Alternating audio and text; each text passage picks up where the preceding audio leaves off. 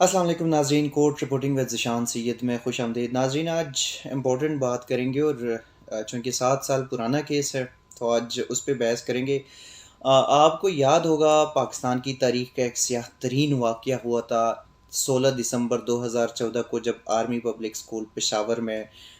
دہشت گردوں کا حملہ ہوا اور وہاں پہ 145 جو لوگ تھے وہ شہید ہو گئے۔ چھوٹے چھوٹے معصوم بچے اس میں شہید ہو گئے تھے۔ اسکول پرنسپل طاہرہ قاضی شہید ہو گئی تھی اور اس میں دیگر سٹاف کے اساتذہ اور آئی ٹی کے جو لوگ ہیں سٹاف کے لوگ شہید ہوئے تھے۔ اس کے بعد وہ شہدا، وہ بچے، ان کے والدین نے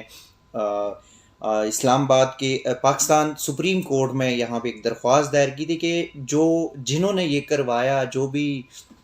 اس میں ملوث ہے، ان کے خلاف وہ کارروائی کی جائے۔ تاہم 7 سال ایسے گزرے کہ صرف ہماری تاریخ میں ہم نے یا ہماری سیاستدانوں نے یا لوگوں نے ہم نے صرف اور صرف شمع روشن کی اور اس کے علاوہ ہم نے کچھ نہیں کیا۔ جو رپورٹ آئی اس پہ بھی کچھ خاص عمل نہیں ہوا، اور جب سپریم کورٹ آف پاکستان نے اس پہ خود نوٹس لیا تو آج وہ کیس سماعت کے لیے مقرر تھی، اور چیف جسٹس کی سربراہی میں 3 رکنی بینچ نے آج سماعت کی۔ صبح جب کیس کی سماعت شروع ہوئی تو 3 رکنی بینچ نے سپریم کورٹ نے وزیراعظم پاکستان عمران خان کو ذاتی حیثیت میں طلب کیا تھا، اور اس کے بعد سماعت میں وقفہ کر کے اٹارنی جنرل آف پاکستان خالد جاوید خان وزیراعظم کے رہائش گاہ بنی گالہ پہنچے۔ وہاں پہ عمران خان سے ملاقات کی اور ان کو سپریم کورٹ کے فیصلے کے بارے میں تمام تر تفصیلات سے جو ہے وہ آگاہ کر دیا۔ اس کے بعد بذریعہ ہیلی کاپٹر وزیراعظم عمران خان اور attorney general of Pakistan P M office آئے، اور پی ایم آفس سے پھر سپریم کورٹ کی 3 رکنی بینچ کے سامنے وزیراعظم عمران خان آج پیش ہوئے۔ عدالت نے وزیراعظم سے استفسار کیا کہ 2014 میں یہ واقعہ ہوا ہے، 7 سال گزر گئے، حکمرانوں نے کیا کیا اس پہ آج تک؟ تو جس پر عمران خان نے روسٹم پر آ کے ججز کو کہا کہ جس وقت یہ واقعہ ہوا تھا اس وقت چونکہ میری حکومت نہیں تھی مرکز میں، ہماری صوبائی حکومت تھی، اور میں دھرنے میں تھا تو میں یہاں سے روانہ ہو گیا۔ وہاں پہ ہم نے پارٹی اجلاس بلایا اور ہم نے عیادت کی، والدین سے خود ملا، ان کی حوصلہ افزائی کی۔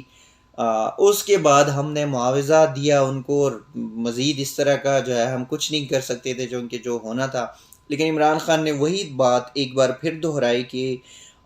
امریکہ کے ساتھ جو ہم نے جنگ میں شمولیت اختیار کی تھی افغان وار میں، عمران خان نے آج سپریم کورٹ کے کمرے عدالت میں کہہ دیا کہ میں تو شروع دن سے کہتا آ رہا کہ یہ امریکیوں کا جنگ ہے، یہ ہمارا جنگ نہیں ہے۔ اور سابق صدر اور ڈکٹیٹر جنرل پرویز مشرف نے امریکیوں کا ساتھ دیتے ہوئے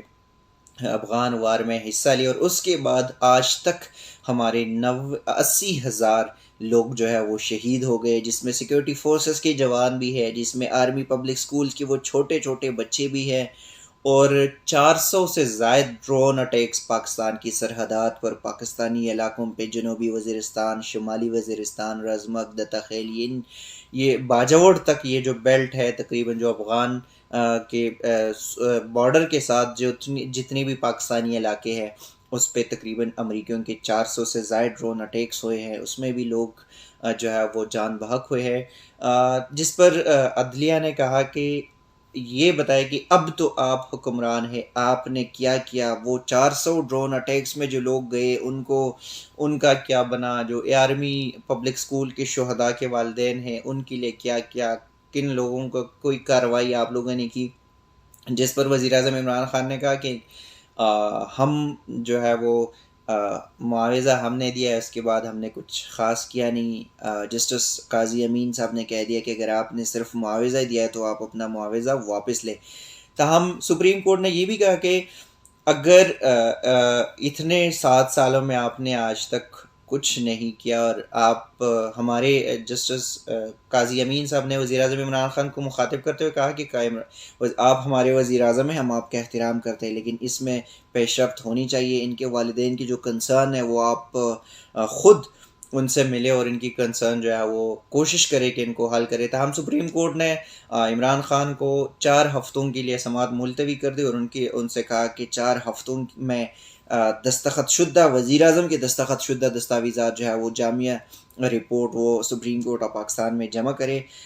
ایک جو ڈیورنگ پروسیڈنگ بہت ساری باتیں آئی، لیکن امپورٹنٹ بات جو ہے، جس طرح آپ سب کو پتہ ہے اور ہمیں سننے میں آ رہا ہے کہ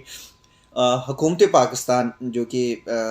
کچھ دنوں پہلے میری بریکنگ بھی تھی اور میں نے اس خبر کو رپورٹ بھی کیا تھا کہ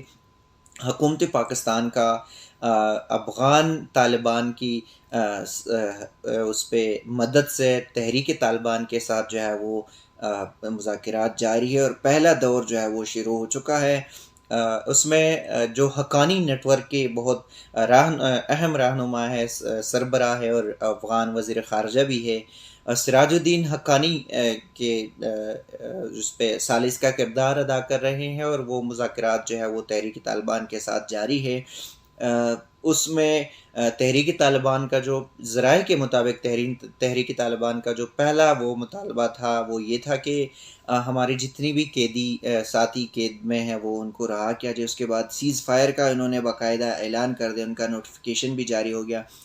تو اس حوالے سے وہ بحث جو ہے وہ آج سپریم کورٹ کے اس از خود نوٹس جو کیس ہے اس میں بھی زیر بحث آئے کہ معزز ججز صاحبان نے کہا کہ کیا آپ ایک بار پھر جو ہے ایک